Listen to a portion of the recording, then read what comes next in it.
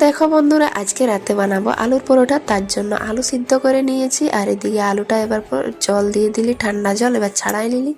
এদিকে এবার গ্যাস ধরাই নিব আলুটা ভাজার জন্য। তো দেখো কড়াই বসাই দিলি, এরপর কড়াই গরম হবে তাহলে। তো দেখো কড়াই গরম হয়ে গেছে, এবার তেল দিয়ে দিলি, তেল গরম হবে তাহলে আলুটা এদিকে মেশে নিয়েছি গ্লাসের সাহায্যে।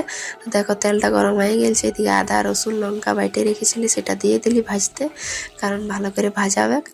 তারপর দেখো পরিমাণ মতো নুন হলুদ সব দিয়ে দিব।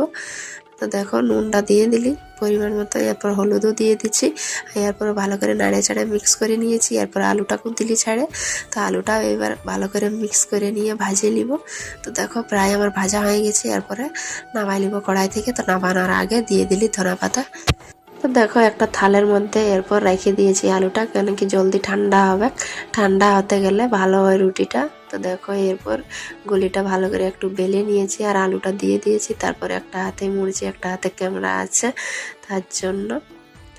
দেখো এরকম করে মুড়ে নিয়েছি। এরপর আটা শুকনো আটা দিয়ে নিয়ে আর বেলে নিব। তো বেলাটা তোমাদেরকে দেখাতে পারি নাই, তার জন্য একেবারে তাসলায় রুটিটা দিয়ে দিয়েছি। দেখো আর এক পাটটা হয়ে গেছে, তারপর তোমাদেরকে দেখাচ্ছি, কারণ আমি ভিডিওটা অন করতে ভুলে গেছিলি। তো যাই হোক, তো দেখো এক সাইডটা হয়ে গেছে আর উপর সাইডে এই যে তেল দিয়ে নিয়ে আর তারপর উল্টাইছি। রুটিটা কত সুন্দর দেখো ফুলে উঠলো। এরকম করে যদি তেল দিয়ে ভাজবে তাহলে একদম মানে ডিমের মতন ফুলে ফুলে উঠবে। দেখো কেমন হয়েছে পরোটাটা তোমাদের।